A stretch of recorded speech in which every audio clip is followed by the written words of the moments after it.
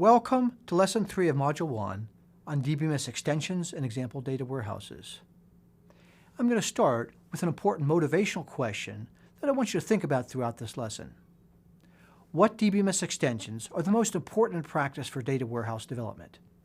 Lesson 3 provides the first specific content about data warehouses for Course 3.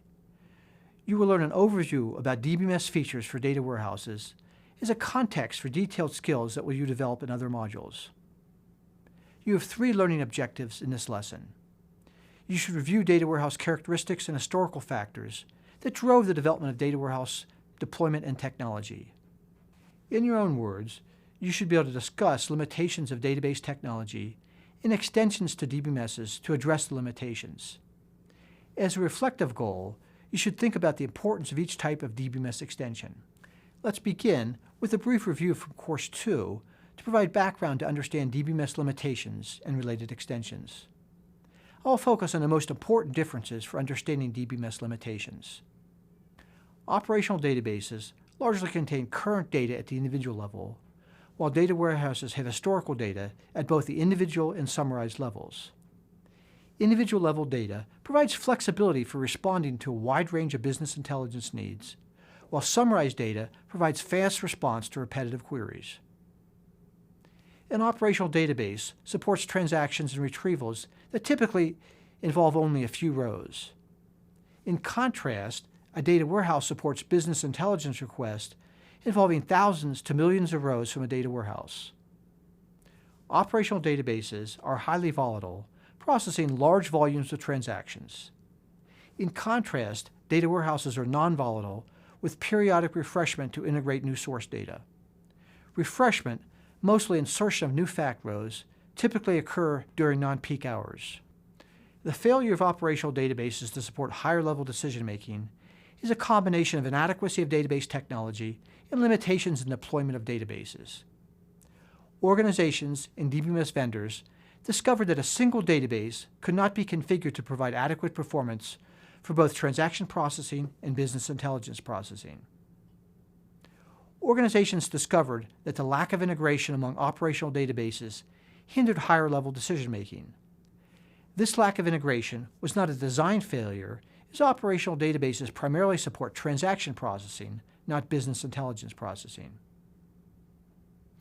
Organizations experience unexpected development difficulties and poor performance for business intelligence applications.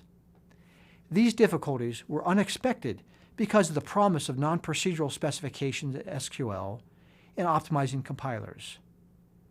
Resolutions for performance limitations and lack of integration involve a combination of organizational changes and technology, although not focused on database technology. As these issues were being resolved, more focus has shifted to missing DBMS features. Missing data management features did not initially lead to new features in relational DBMSs. Initially, special-purpose data cube engines and statistical software filled the gap for missing data management features. However, the commercial dominance of relational DBMSs and a lack of scalability of data cube engines pushed the market to change directions. Relational DBMS vendors sensed market opportunity and devoted large resources for research and development. This development effort has created substantial performance improvement for business intelligence processing and new features for developing business intelligence applications. DBMS vendors have responded to development difficulties and poor performance through product extensions refined over more than 1 decade. Query language extensions were originally addressed by the SQL Standards Organization with input from vendors and users. The revised SQL standards provide a guideline as vendor implementations differ substantially. Summary data management, parallel processing, and transformation and loading extensions largely fall outside of SQL standards, so university research groups and vendors have taken the lead. In developing business intelligence applications, organizations experienced unexpected difficulties. The group by and having clauses were not particularly useful. Much custom coding involving complex SQL statements and external tools was required. In addition, complex SQL statements executed slowly. The SQL Standards Organization, with substantial vendor input, developed extensions to the select statement. The general theme of the extensions was to combine data retrieval with computations common in business intelligence. Subtotal operators were added to support computations in pivot tables for row and column summaries and roll-up operations. Analytic function processing extensions were more fundamental, involving extended processing model as well as new functions. Module 2 covers subtotal operators, while Module 3 covers analytic processing and functions. Usage of stored query results was discussed for operational databases, but motivation was weak with highly volatile transaction processing and relatively few rows per query. The static environment of data warehouses and a large number of rows per query provides a strong motivation for storing and reusing query results. Summary data management involves stored queries known as materialized views, or MVs. Materialized means that the query defining the view is stored, similar to a base table.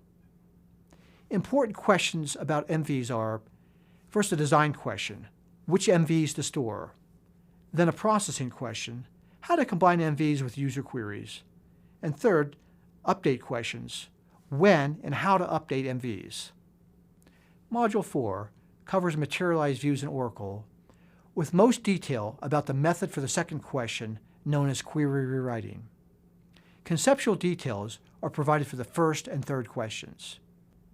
Business intelligence applications involve performance demands beyond separating operational databases and data warehouses. Parallel processing for database operations is required to meet the requirements of business intelligence applications. DBMS vendors have developed parallel processing solutions for joins and summary calculations, as well as data loading. Parallel processing solutions for data transformations, such as parsing and merging, have been developed by firms managing large volumes of web data, although DBMS vendors are now incorporating this technology. 3 desirable features of parallel processing are transparency, scalability, and usage of commodity components in open source software. DBMS vendor solutions excel in the first 2 features, while solutions from web firms excel in the second and third features. Module 5 covers conceptual details about parallel processing solutions. A more recent DBMS extension is the extraction, loading, and transformation architecture known as ELT. DBMS vendors claim major benefits in using a DBMS rather than an independent data integration engine for transformations and loading. Enterprise DBMSs provide superior optimization compared to independent data integration engines. Module 4 covers concepts and some details about Oracle data integration tools to compare with the details of data integration tools covered in Course 2. This lesson introduced important concepts about DBMS extensions for data warehouses to provide a context for detailed skills that you will develop in later modules. After a brief review of data warehouse characteristics, you learned about the need for DBMS extensions and the type of extensions provided by DBMS vendors. In answer to the opening question, I have not seen data about usage of data warehouse features in DBMSs. I think that summary data management and parallel processing have most value in the marketplace. Query language extensions have strong potential, especially if integrated into business intelligence tools. The ELT architecture seems to be gaining some traction, although independent data integration tool vendors still appear to be the market leaders.